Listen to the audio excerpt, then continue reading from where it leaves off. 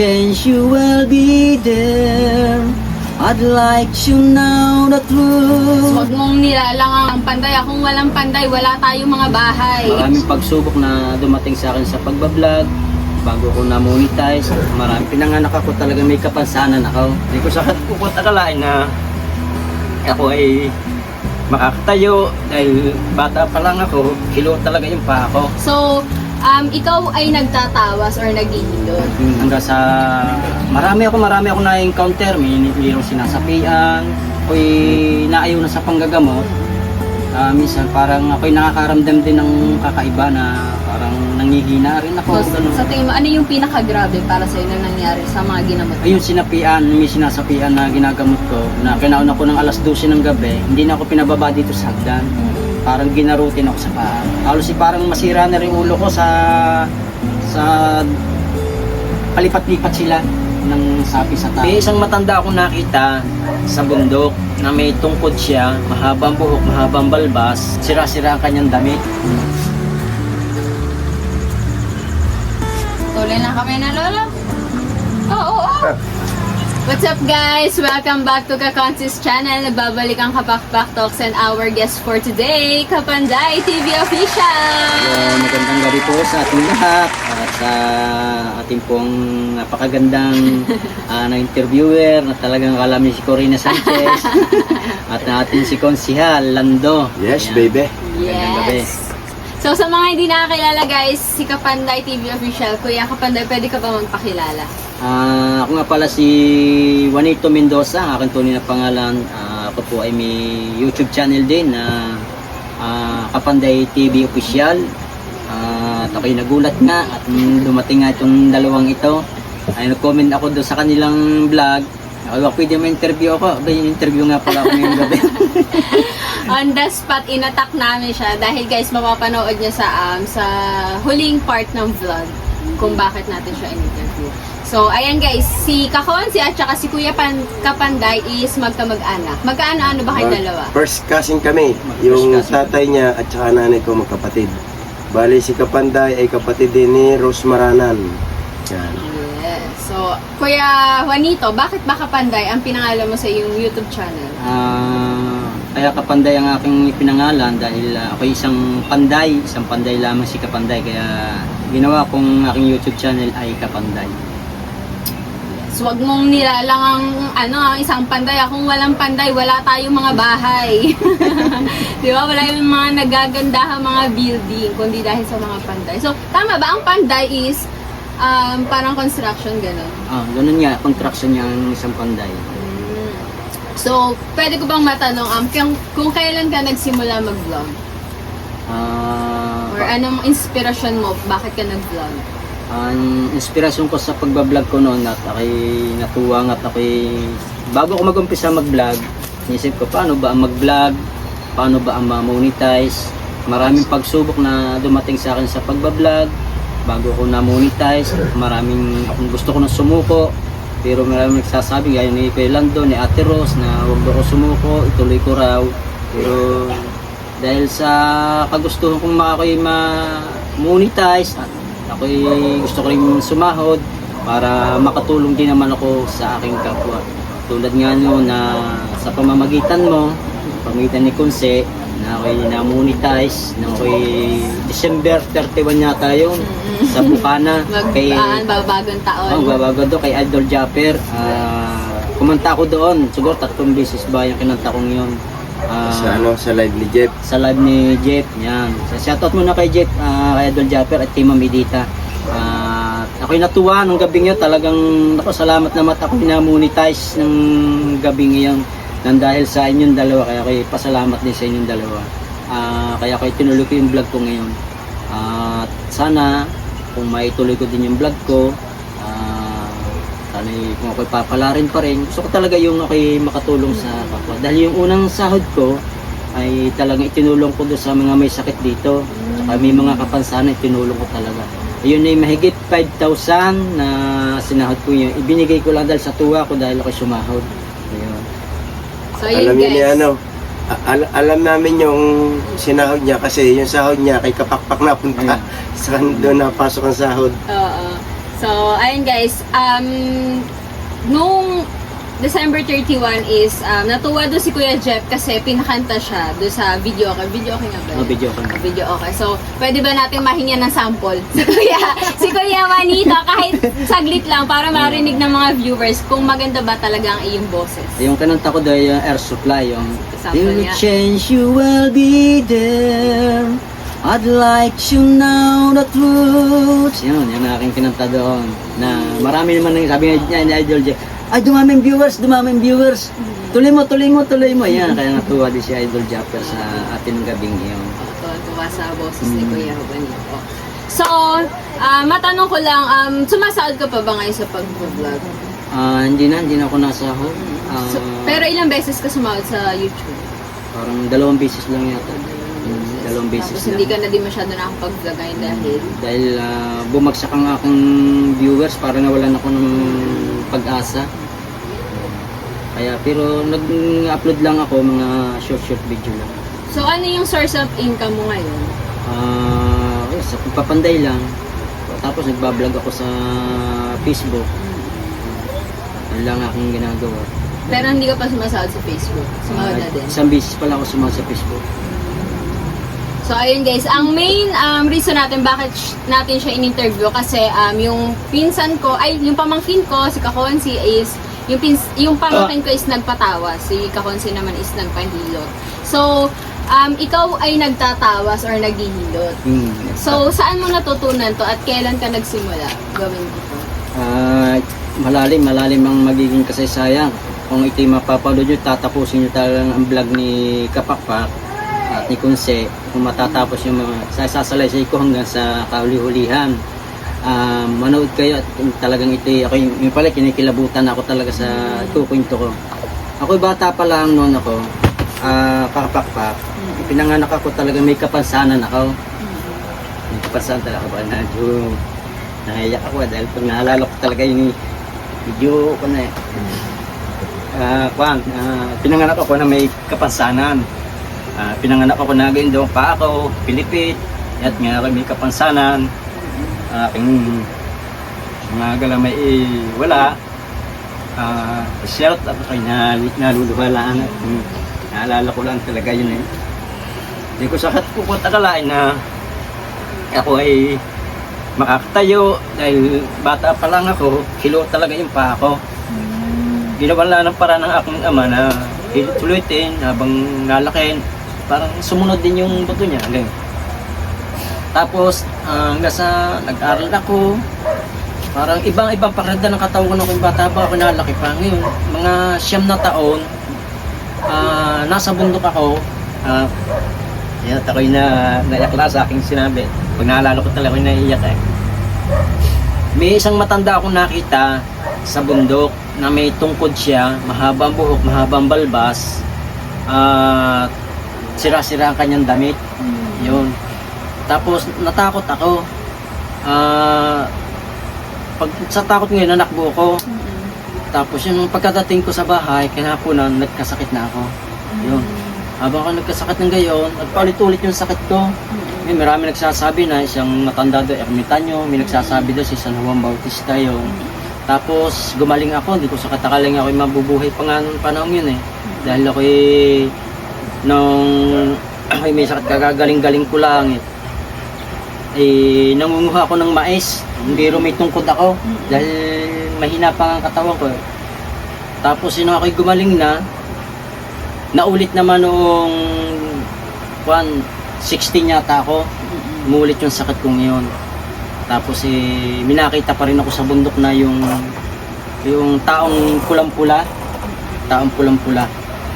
na nagpakita sa akin. Natakot din ako. Yun, nagkasakit uli ako. Talagang tinalong ko yung kung nataas ang bato, mga tinik, tinalong ko para ako'y makauwi lamang. Yun, nagkasakit uli ako. Tapos itong mga edad 18 na ako, pag ako'y maggagala dito sa San Diego, parang lagi ang minasunod sa akin. Parang paglilinis mo yun, parang puting tao siya. Paglilinis mo yun, wala naman. Ngayon, parang dumating sa buhay ko na kung sino kaya ako yung papakita sa akin. Ngayon, napagnilay-nilay ko para yung imahe po ng Divine Mercy, yung mabatalang awa ng Panginoon sa Kristo. Tapos may nagbigay sa akin ng pagbubuhos tubig, yung nagbibinyag ako, hanggang sa pinagkalooban ako ng mga salita ng panggagamot, pagtatawas, hanggang sa natuto ko, hanggang sa lumawak yung kalamang ko. Ngayon, napadpad naman ako dito sa San Diego.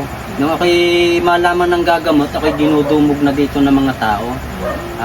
Inaabot ako ng hanggang alas 10 ng gabi sa panggagamot, pila na diyan ng mga magpapagamot, kahit pagkagaling kong Pandayan, diretso na ako dito sa bahay, madadatnan ko na lang, marami magpapagamot. Ngayon, hindi ko nalaman sarili ko, sa panggagamot ko pala, nalaman ko sa sarili ko na parang napapabayaan ko na yung sarili ko, na mamayat na ako, gano'n. Hanggang sa marami ako na-encounter, mayroong sinasapian, may kung ano-ano, basta marami ako na-encounter, kaya siguro, ito ukol siguro kapakpak ng Panginoon Diyos na ako'y manggamot, ganyan, ayun siguro binigay ng Diyos sa akin. Pero sa ngayon, kapakpak, Kuya Kunse, nagkaroon din naman ako ng mission dito sa ating barangay San Diego. Naging kon ako, BLC ako ng simbahan sa San Diego, presidente. Ako'y halos nasa mahigit 10 taon na dito sa pagsiservyo ko sa simbahan. Ano yung BLC? Mga BLC, Barangay Judicial Council. Ayun, Barangay Judicial Council. Samahan po yun ng mga ng mga nag-ano sa simbahan, yung mga nangangasiwa. Yung kapilya nila dito. ayun. Tapos, sa aking panunungkulan sa simbahan, maraming kayong matututunan mga kapanday sa akin sasabihin. Dahil sa panunungkulan ko sa simbahan. Dati akong panay, loko din dati eh. So, matanong ko lang, dun sa sinabi mo yung mga nagpakita sa'yo, ano sa tingin mo, kumpara sa'yo, anong ibig sabihin mo? Para sa'yo? Para sa akin, parang gusto nila akong gamitin talaga eh. Baka misyon. Alam ko talaga, misyon yung ibibigay nila sa akin. Parang gustong gawing kasangkapan para makatulong sa kapwa. Ganun ang pagpapakita nila sa akin. Tapos, sino yung nagturo sa'yo? Ang nagturo sa akin noon sa unang panggagamot, pagbubuhos tubig, ay ang Mamay Ruping, kilala mo Mamay Ruping Dudugan, ay taga-Tanay. Yun ang unang nagturo sa akin sa panggagamot. Tapos, So, ayan na nga, as we speak, may mga nakapila na magpapagamot. Kaya, okay lang ba na ano na lang natin to, anong tawag doon? Paiksiin na lang. Hindi na to be continued, paiksiin na lang. So, anong masasabi mo? Kasi hindi naman lahat ng tao naniniwala sa ganyan. oo, So, anong masasabi mo sa ganyan? sa mga hindi naniniwala. Sa mga taong hindi naniniwala at hindi nakaka-experience, talagang hindi kayo maniniwala. Pero sa tulad kong ako'y naka-experience, kung ano-ano yung nararamdaman ko, ano-ano nakikita ko, ay para sa akin ako'y naniniwala. Ganun. Tulad nga ng mga misyon na binibigay sa akin dito, sabi nga nilang Arkanghel San Rafael, kung Nazareno, Mahal na Ina, San Juan, nagmimisahe sa amin yan na tayo daw ay dapat ay laging magdasal. Ang tungkulin ko dito ay yung parang pangalagaan ang ating inasugbo, liyan, ipagdasal ko raw, ipagdasal namin para sa kaligtasan na lumayo dito yung sakuna na nangyayaring sa mundo. So, doon sa panggagamot mo, sa tingin mo, ginagamit ka ng Panginoon para pagalingin sila. Hindi yung ikaw talaga yung nagpapagaling. Ginagamit ka lang ng Panginoon. Ay, para sa akin, siguro ginagamit talaga nila ako. Dahil pag ako'y naayaw na sa panggagamot, minsan parang ako'y nakakaramdam din ng kakaiba na parang nangihina rin ako, gano'n. Parang gusto rin ituloy eh. Gano'n. Ay, sabi ko, Panginoon, kung talagang gusto nyo ituloy ko ito, edi bigyan nyo ko ng kalakasan. Pero sa ngayon talaga ako dapat nagpapahinga muna sa panggagamot. At tulad niya, dumating nga kanina dito at saka kayo, pahinga talaga ako sa Sorry po panggagamot. Hindi okay lang, nandito na eh. So, totoo ba yun? Kasi meron ako dating kakilala na yung iba nga umaayaw na sa panggagamot kasi may time daw na sa kanila bumabalik. Tama yun, nabalik talaga. Naranasan mo din? Naranasan ko na talaga nabalik yun. Dahil ngayon ako'y nawala na ako ng malay, ganun. Nawalan ako ng malay, nahihilo na ako. Nabalik talaga sa tubuhay lang. So sa lahat ng mga ginamot mo, sa tingin mo, ano yung pinakagrabe para sa'yo na nangyari sa mga ginamot mo? Ayun, sinapian, may sinasapian na ginagamot ko, na kinauna ko ng alas 12 ng gabi, hindi na ako pinababa dito sa hagdan. Parang ginarutin ako sa paa. Ganun. Hindi na talaga ako pinalis. Parang pinigilan ka. Pinigilan na talaga ako. Dahil ang ginagamot ko no, yun ay babae. Kung sino-sinong nasapi. Tapos umaba pa yung dila niya. Tapos yung mga pamangkin ko, yung anak kong kay Ruben, yun, ginagamot ko rin dati yun. Halos parang masira na rin ulo ko sa palipat-lipat sila ng sapi sa tao. Yung ganun. Mahirap. Na totoo sinasabi nila na binabalkan ako. Ganun. Kaya mahirap ang hindi nga siya manggagamot. So yun, pinakagrabing nangyari sa kanya is yung may nasapian. Ayun, may So, nasapian. curious na ako, halimbawa, di ba kapag may ginagamot ka, may mga nakikita ka, paano mo nalalaman na, ganito yung nakabali sa'yo? Paano mo nalalaman? May medium akong ginagamit. Tapos minsan, pagka nagdadasal ako, pag hipo kong ganyan, parang ipinakikita sa aking isip. May nakikita ko siya sa aking isip. Pag ako'y nakapikit, nakikita ko. Wala niya yung ginamot ko yung bata. Parang may nakita akong puno nga, yung gano'n. Yung gano'n na nakita ko. Kaya, mahirap na masarap ang nakakatulong sa kapwa na panggagamot. Minsan nga, babalkan ka talaga. Hindi ka babalkan. So kung papipiliin ka, gusto mo na bang umayaw talaga dyan or i-continue mo? Para sa akin, gusto ko talagang ituloy. Kaso lang, gusto ko muna magpahinga. Gusto ko muna palakasin na aking resistensya, katawan niya. So sa lahat ba ng ginagamot mo, humingi ka ba ng bayad? Hindi ako talaga nahingi ng bayad. Ang hinihingi ko lang talaga ay piso. Sa simula nung ako'y nang gamot dito, napakarami dumagsa. Hindi talaga ako nahingi ng bayad. Nagdadala sila ng pagkain. Minsan sinasabihan ko, wag na kayo magdala. Kayo na may pwede kong gamutin. Kahit walang dala, kaya lang kayo magpapagamot. Gawa ng dala. Yan. Ako walang kabayad-bayad talaga yung paggagamot sa kanila. So talagang kusang loob na gusto mo lang tumulong. Gusto ko lang talagang tumulong. Yan talagang pinakadabis talagang tayo tumulong sa ating kapwa. So yun guys, hindi naman namin pinipilit yung mga hindi naniniwala. Gusto ko lang talaga ma-interview siya para ma-share niya yung mga experience niya tungkol sa ganito. Dahil hindi nga lahat naniniwala, pero may ilan din naman naniniwala at nakaka-relate sa sinasabi ni Kuya Juanito. So yun guys, may channel si Kuya Juanito, Kapanday TV Official. Ilalagay ko din sa description. So supportahan din natin siya. Madalang na lang siya mag-vlog, pero pwede nyo panoorin yung mga dating vlog niya. Alright? So thank you ulit Kuya Juanito, at mahaba-haba pa sana pero may mga magpapagumot. So ayan, thank you so much Kuya Juanito. Alright, thank you. Bago maputol lahat, ating salamat sa interview mo at salamat sa tulong mo rin sa akin. Dahil sa inyong dalawa, hindi ako mamonetize. Hindi ako makakasahod kundi sa tulong yung dalawa. So sabi mo nga, ginagamit lang tayo ng Panginoon Diyos para makatulong sa iba. At salamat at kay Idol Japper, kay Kapakpak, suportahan po natin silang dalawa, si Konse, at shoutout nga pala kay Ma'am Edita. Ma'am Edita, salamat po at magandang gabi po sa inyo. May nabanggit ka kanina na parang nagsusulisit kayo para sa simbahan. Oo. Para sa Biyernes, sa pamisa namin at kami magpapahanda rin, may konting sayawan din. May kinukuha din naman sa tao. So yun guys, baka may gusto mag-donate para sa simbahan nila. Yan, Bali, kontakan nyo lang ano si Consi. yung plano na ano yung plano ninyo doon sa gagawin sa simbahan? Sa Biyernes na yun bukas nga kami manghihingi para pambayad sa misa, panggayak sa simbahan, at saka yung panghanda, at saka yung babayad doon sa ampli na aming kinukontribusyon bukas. So yan guys, baka may gusto mag-donate para sa kanilang simbahan. Nagsusulisit po si Kuya Juanito, si Kuya Kapanday. Pwede nyo i-message si Consi sa kanyang Facebook account, Consihal Lando, akin is Hazel Joyce Aguila. So yan guys, hanggang dito na lang ang aming vlog. So sana yung iba is may natutunan. So ayun naman ang goal natin sa bawat interview. So hanggang dito na lang. Thank you Kuya Juanito. Salamat din sa inyong pagpunta. Thank you. Bye-bye guys. Bye-bye. Thank you for watching.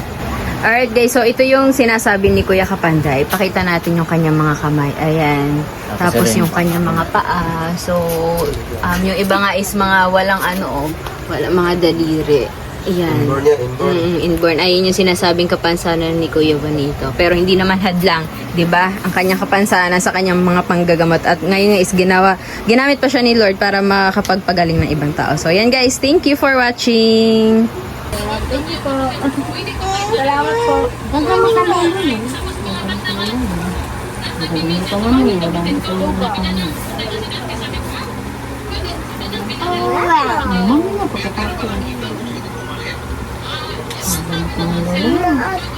Ito kung parang puno. Ba't sinatabayan?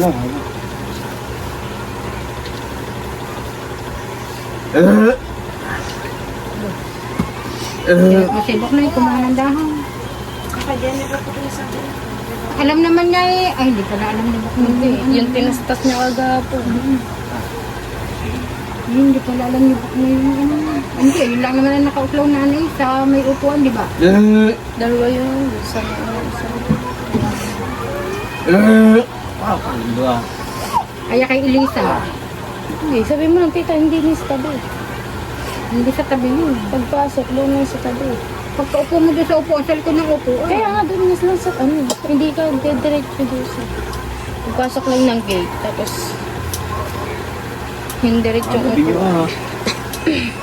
Ay, ang gagawin ka pa sa trabaho. Ay, buti kung hindi ako natuloy sa tanag. Pagkakasama. Galing din kami kanina doon, no? Nandun natin si tita eh. Bablog pa naman. Sita, nagbablog pa ba yun?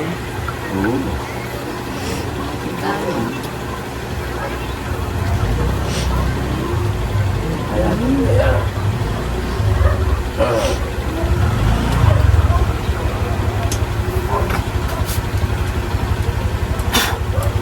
Kung maliligo sa umaga. Guys, nagkadahilan pa si Tonsi para hindi makaligo. Pati aray, hindi lilihan. Pustahan, napapahirap din si Kapakpak. Wala, mga bandang Guys. patanghali. Patanghali. Mga kapangsi, pustahan, si Kapakpak, magpapahirap din yan. Para hindi makaligo. Oh. Tapos ibubulong niya sa kama nito, sabi mo, isang linggo akong bawal naman. Tama na. Strategy, nakakuha pa ng strategy si Kapakpak. Siya, tasin na ang damit, hiya ka pa eh. Nabuko tuloy. Guys, magpapa-interview daw. Mamaya. Hindi mo nangyari kalong baraso ko. Papatingin ka ba sa duga? Ha? Hindi pa naman, hindi pa ako nakakapagkat yung... Patingin ka rin. Baka naman sa kagagaya ng bilyasan. May nasa patay na.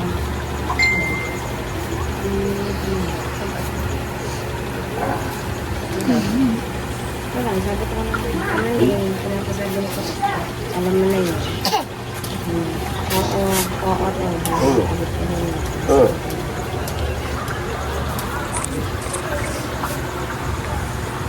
Oo. Sirain niya. Tuloy na ang kamay ng lolo. Naipon na naman.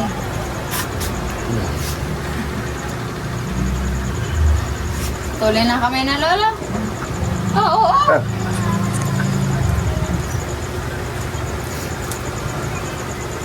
Chon, putol lang kamay. Yung ano, pag hanggang tambay hanggang pagdali. Saan ba ano nyo bukas? Sa kamanan. Yan, pwede kayong malapit-lapit sa kalero lang. Aba, ikaw. Doon, di ba alam ang bahay ni Kaito Lagwardia? Sa kalero, hindi ko alam. Hindi ko alam yung kanina. Saan yun? Di ba may nadadaan sa may papasok na kalsada sa ano, kalito? Saan ba? Ano? Parang lamig ka. Sa unahan ng mga Ninong Ide. Sa likod naon. Mga Ninong Ide. Hindi na kilala yun. Hindi. Ah, Saan ba tataan? Dito restaurant? nadadaan pa ba yan? Araw-araw ba kayo? Alam mo ba ang lumihan sa dulo? Ay, yung dito sa may Haldiya. Oo. Sa unahan pa, sa ano no, bago sumapit daw. Hanggang doon sa may lumihan ng sasakyan. Hindi ka pa naman naabot doon sa Lumian. Hindi ba galing kang bayan? May makikita ka may papasok na paganyan. Oo. Kaliwa. Kaliwa. Pag galing ka ako sa bayan, sa inyo. Oo. Kaliwa. Kaliwa. Ayun, tatapusin lang ang lolo. Uuwi na tayo. Anong oras ba kayo napunta?